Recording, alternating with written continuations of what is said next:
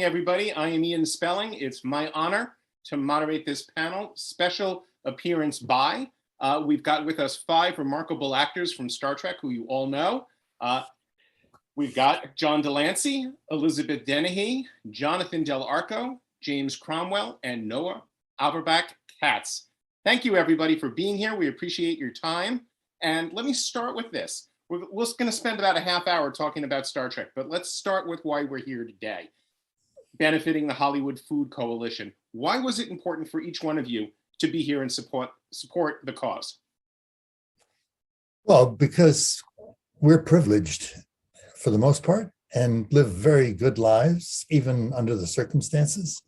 The threat is there for everybody, but more so for people who are completely consumed by getting their next meal or having a roof over their head or a place to sleep.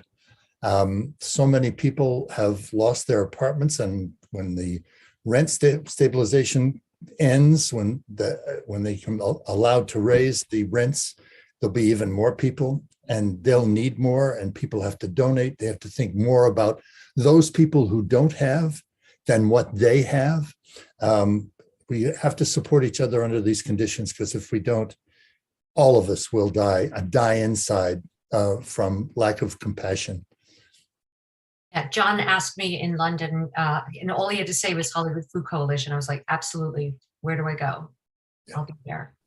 Yes, I agree. It's the least we could do. And I think by giving voice to this, others will hopefully chime in. I would say that, food and one of the things I became really aware of during the pandemic was seeing those lines of cars around everywhere across the country of people going to get food. And because we're privileged and because we have access to so much food in the US, you forget how many people in our own country suffer from food insecurity. And the pandemic made it so clear that one paycheck gone, you got a bunch of kids that don't have food on their table.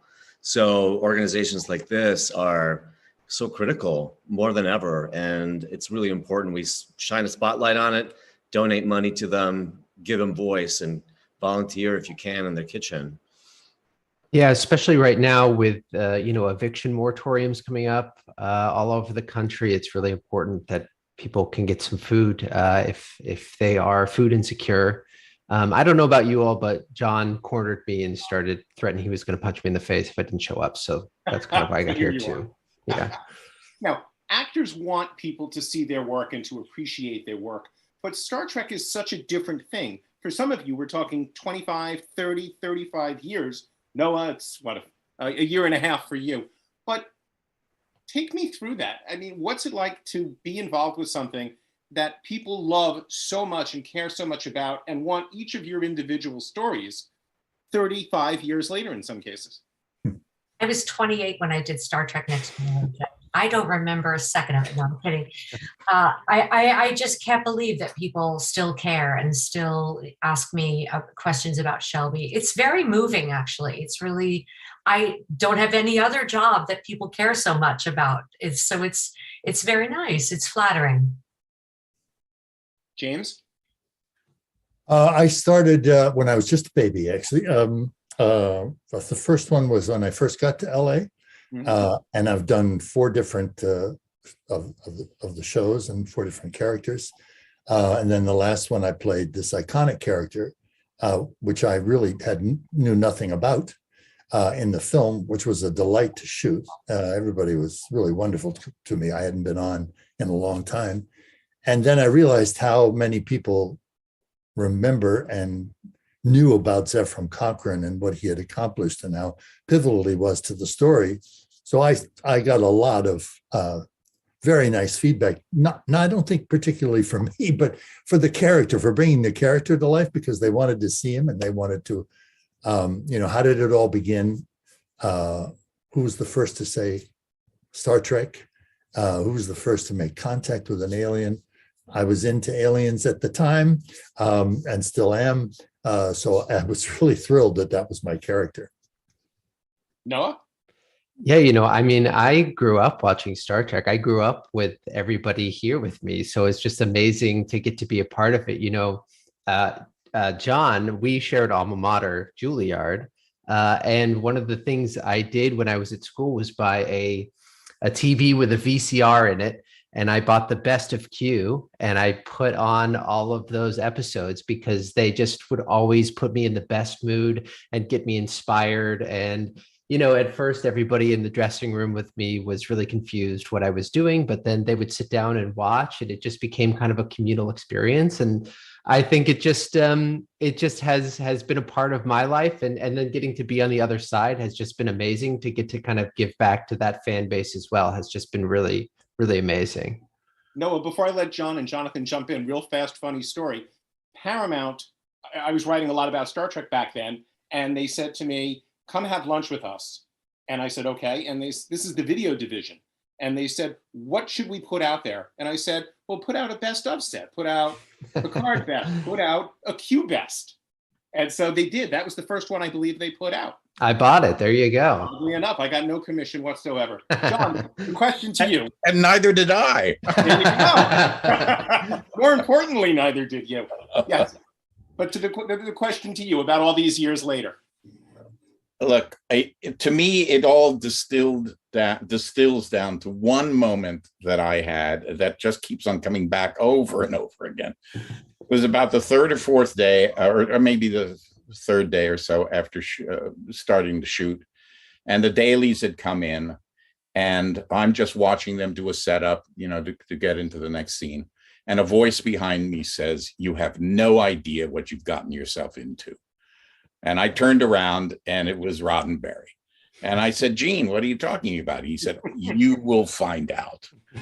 And that was, I don't know, 34 years ago. 34 years ago. And I dare say all of us have done many other shows. And this is the one. This is the tomato that keeps on. This is the tomato that's stuck on the wall. That's for sure. I mean, people keep on coming back to it.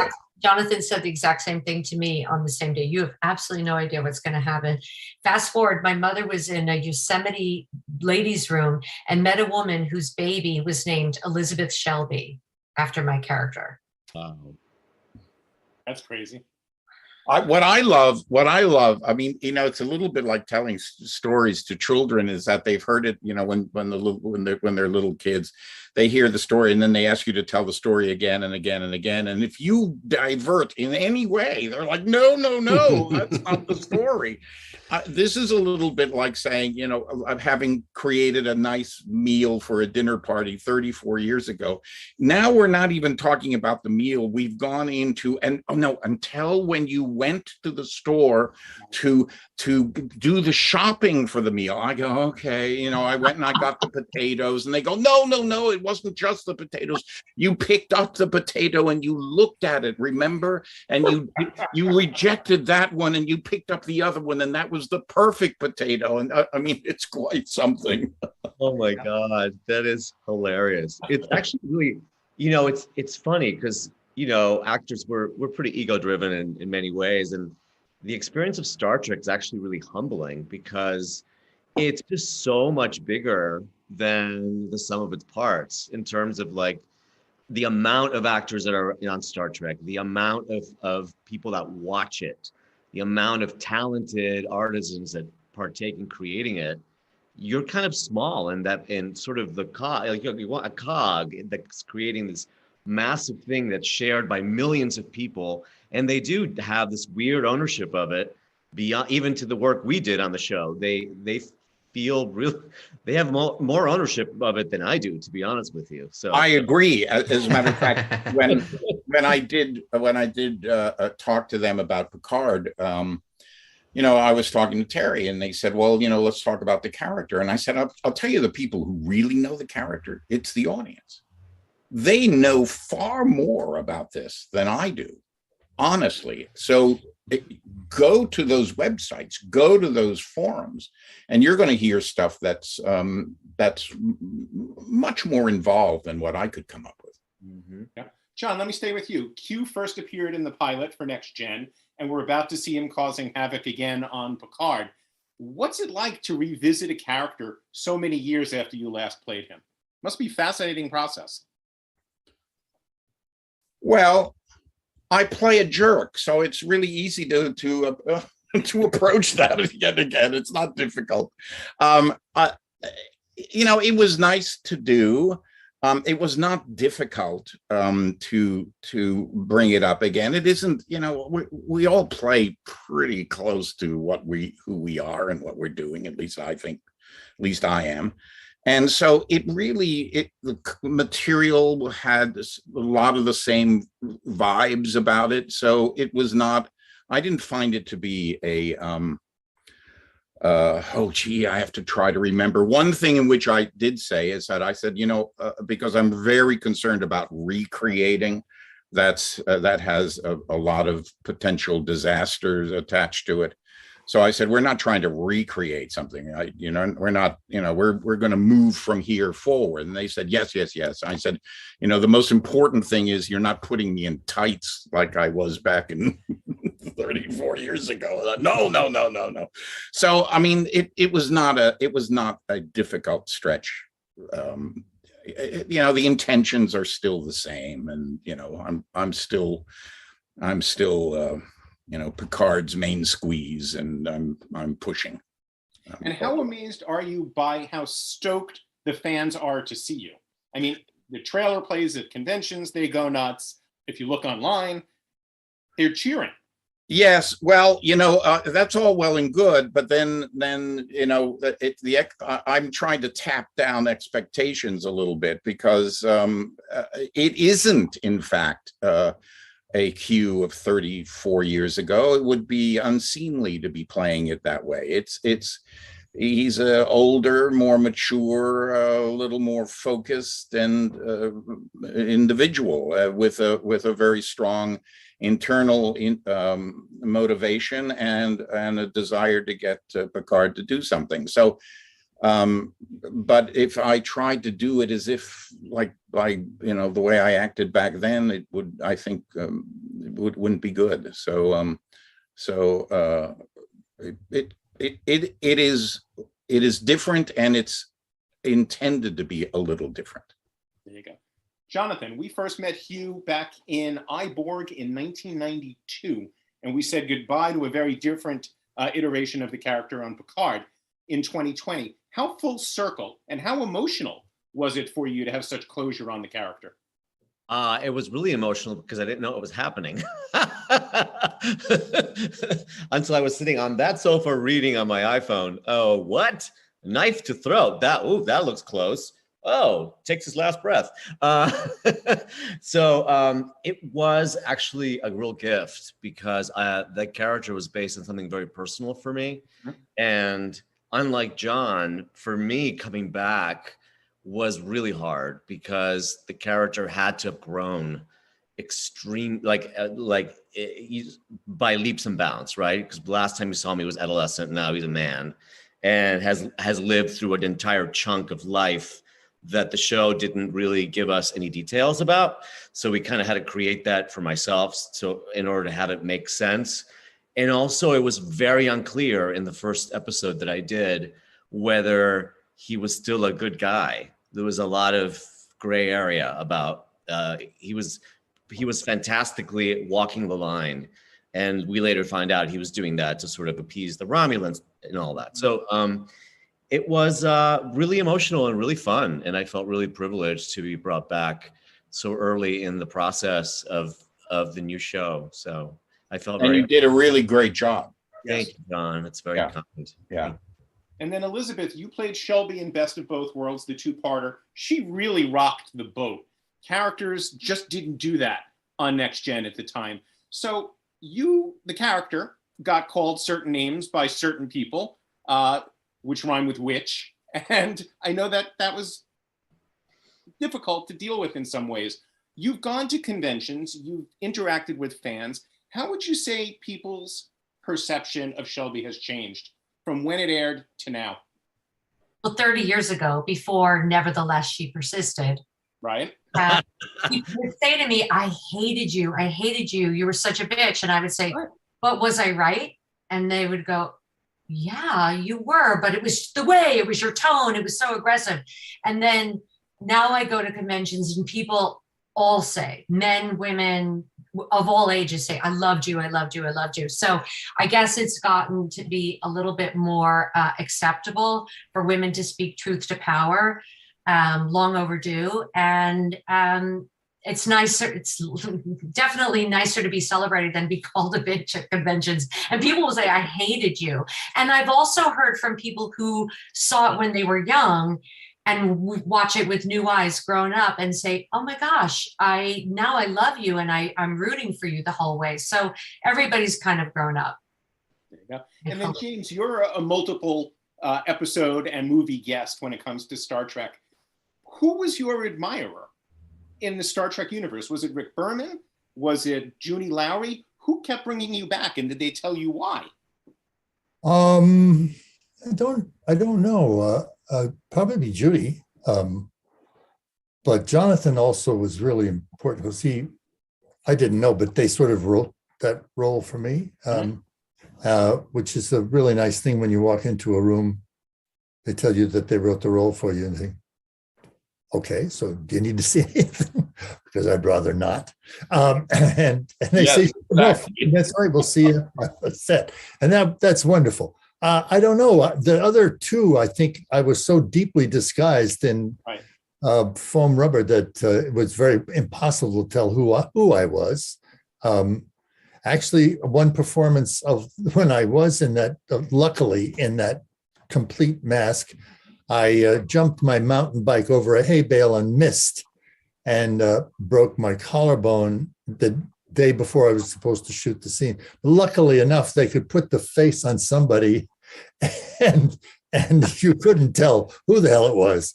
So I went sort of from the first role I did, I was not in any makeup at all. And then the last one, I was not in any makeup at all. So those are the two that I feel most comfortable with. There you go. And then Noah, you grew up a massive Star Trek fan as a kid. So a two-part question for you. What's it like for you now to be a part of the franchise? And now that you've done your share of conventions, who have you been most excited to meet as a peer and get to know a little bit? Well, it's been amazing to be on the other side because I really have a very bizarre and cool understanding of how much it means to people and how much small interactions can really buoy a fan's spirits for a really long time and how those memories really stick. And so to be able to participate and give those experiences to people has just meant so much to me and has just made me feel really good that I have a chance to make other people feel good, especially in the past 2 or 3 years when those feelings are really, really hard to come by. I feel really lucky that I get to participate in that. And in terms of people who meeting people, I was really, I really wanted to meet Jeffrey Combs because, of course, I played an Andorian and he was like my text for Andorian. So I was really nervous and excited to meet him, and he was so lovely and so nice, and that was like a total blast for me. But it's a blast to everyone I meet. And then I'm going to apologize in advance for the length of this question. But John, your wife, Marnie, was on TNG. Your son, Keegan, was on Voyager.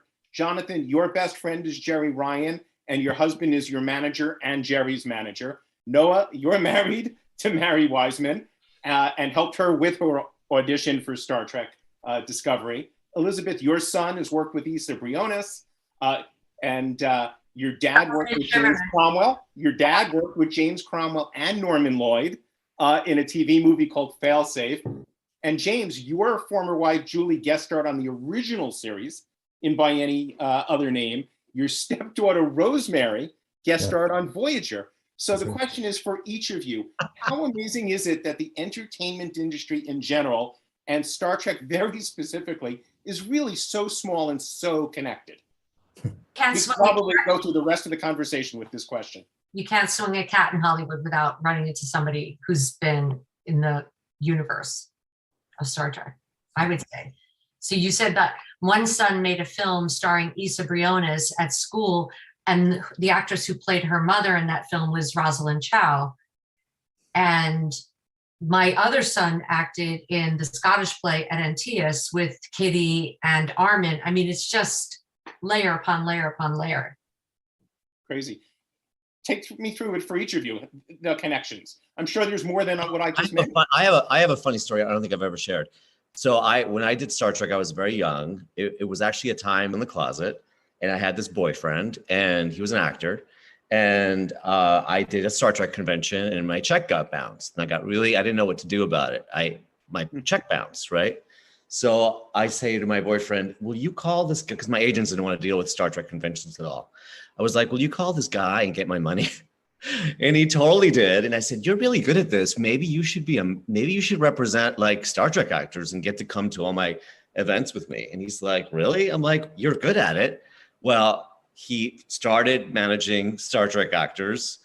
That's how he represented Jerry and Garrett and you name it. There were so many actors that went through our home in our lives that were a part of our, his company. So our home has been seriously marinated and frankly bought for by Star Trek. So I'm extremely fortunate and lucky. Yeah. John? I don't know what to say. I mean, we all the things you say are accurate. Marnie, my wife, was in it. They called my agent, who, by the way, 3 of us up there all have the same agents. Right. You didn't put that out, I don't think. Said, they're auditioning for your son. Do you want to put Keegan? Do you want us to submit Keegan? And I said, I don't want to have anything to do with it. If he wants to, that's here. So he did that on his own. And so, yeah. And my other son, actually, they asked to be involved in it. I don't know. It just keeps on happening. I guess it's all being part of the family. You go literally and figuratively. One of the first jobs I ever had was in New York, and I was on The Guiding Light, the soap opera, and my dressing roommate was Michelle Forbes. So it's just, it's just a job that I think that the casting directors, I think Junie reaches out to really educated and seasoned actors more than people who have a certain look. So I think they value hiring really good actors on the show. I can add to that. I think you're right. I mean, people kept on asking me, not of late, obviously, but when LA Law was on, they said, why is there some sort of, do the companies, are they the same company? There's so many actors on LA Law and on Star Trek. And I said, well, it isn't really that. It's what it is that the material is oftentimes dense, and you need actors who are accustomed to text, to working with text. And so you will oftentimes see the same actors on those type of shows. Fair enough. James? It's kind of incredible, isn't it, that there's a narrative line that begins at the beginning and continues, in the sense that what we see on our screens is a mirror, if Shakespeare hold a mirror up to nature.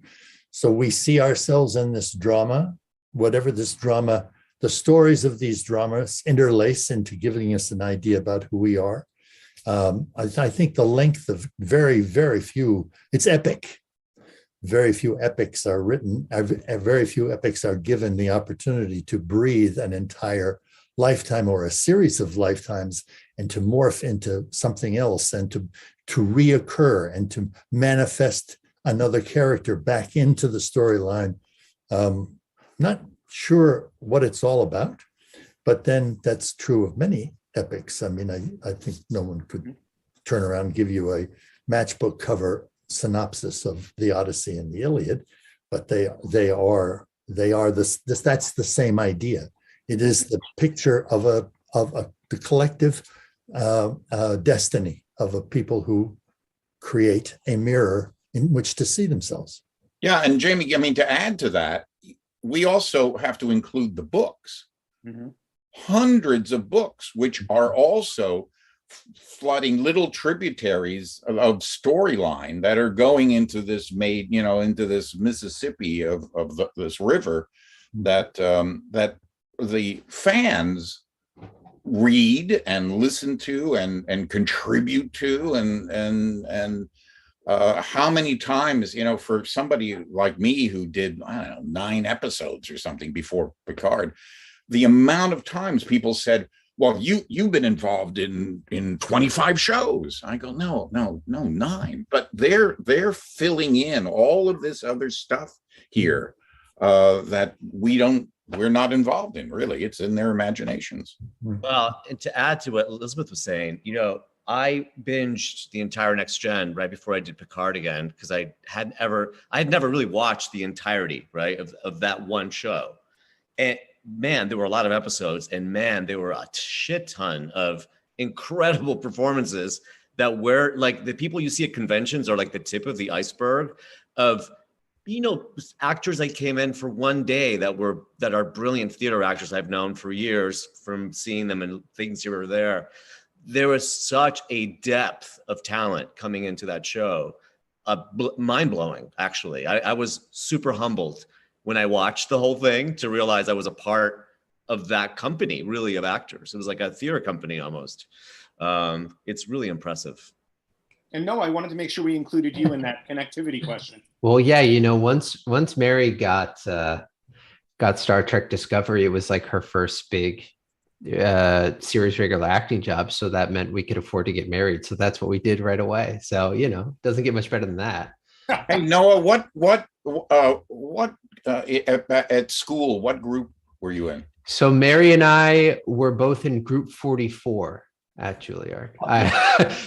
John, they're past 50 now. So okay. I'm it's only getting worse. Which group were you? 5. Oh my.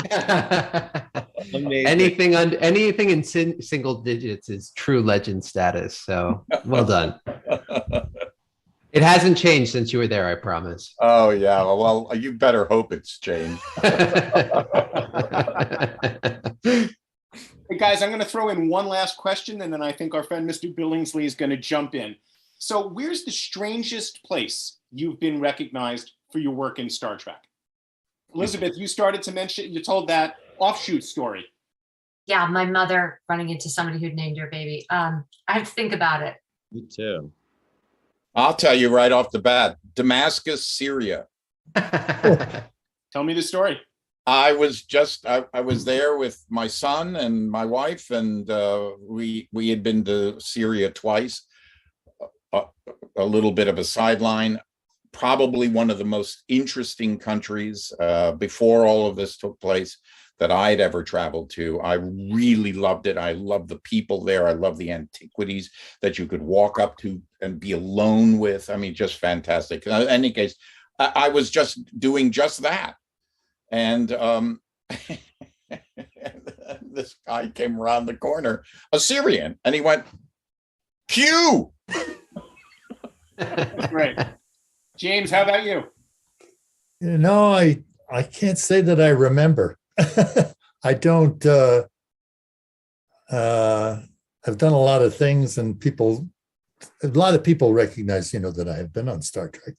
I don't know that they recognize me for the first time. Like, oh, geez, there's the guy I saw. At least if they did, I can't remember. No worries. Noah? I was in blue prosthetics the whole time, so nobody has any idea who I was, which is wonderful because I can just disappear into the crowd now. And maybe I'll go check out some artifacts somewhere and have it really to myself this time. Mine is the Noah experience. For years, I would go to conventions and sometimes sit at a table, and fans would be like, "That's not who you're not that guy." I'm like, "No, I'm that guy." "No, you're not. You're not that." Like the opposite. Or I would hear people talk about me, like, at hotels, that where the conventions were being held, full on conversations right next to me about me. But now it's fun because now I, since Picard, I don't wear the makeup, so it's a little easier.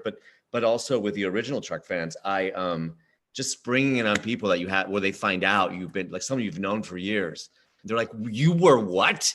Like, they're like, you don't understand. I watched it as a kid, blah, blah, blah. It's usually they watched it as a kid, which is totally annoying. But it's always like, when I was a little kid, I'm like, all right. So it's the opposite. Yeah, it's more like, surprise, I'm Hugh.